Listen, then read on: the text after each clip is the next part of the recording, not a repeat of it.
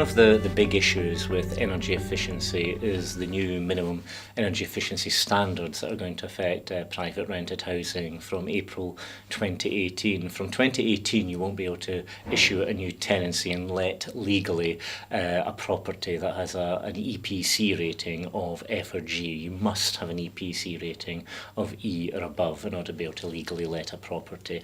There are some exemptions, many of which were tied to the Green Deal, and that's really the source of a lot of confusion and misunderstanding at the moment. The Green Deal golden rule meant there should be no upfront cost to the landlord, but of course with the death of Green Deal funding, it means that almost every landlord would be able to claim an exemption for almost every property at the moment. So the government are busy revisiting what should replace the Green Deal and the eco scheme, that's the energy company obligations, where they pay in some of their profits to fund energy efficiency improvements.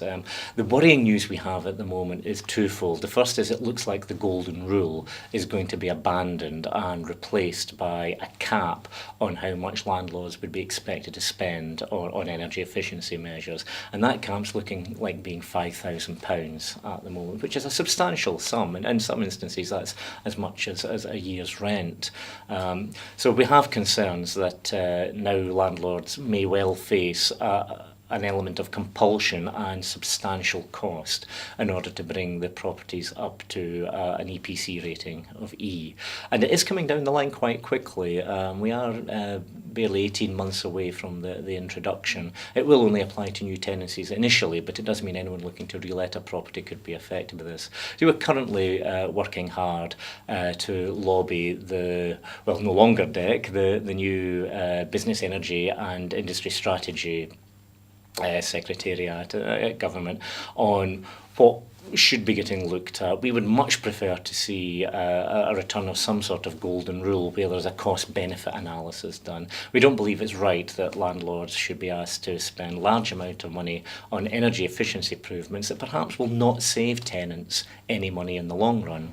The other issue, of course, is if landlords do have to pay for energy efficiency improvements, there's a real danger that that's simply going to be passed on to tenants and increase rent. So any savings, again, that tenants could expect to make from reduced energy bills will be wiped out potentially by rental increases. It's laudable that the government wants to do more to support those facing fuel poverty, but we don't believe that the balance is right yet for the private rented sector. In fact, the biggest problem is that the private rented sector seems to have almost completely ignored in the new rules. There's going to be automatic access to the new eco-funding for social housing providers, whereas it will be up to tenants and private rented properties to apply for that funding. And once again, you're going to have the issue of getting agreement between the funders, the tenants and the landlords, that nightmarish triangle of approvals and consents.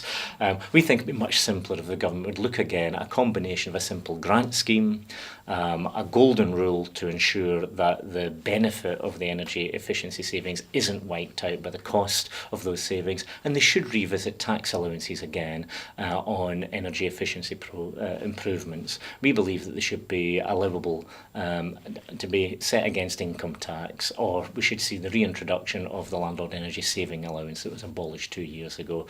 At the moment, we're continuing to work hard and press the government for the changes that we believe are needed to both improve private rented housing stock, protect tenants from either spiralling fuel bills or rent increases, and to deliver the best deal possible for landlords.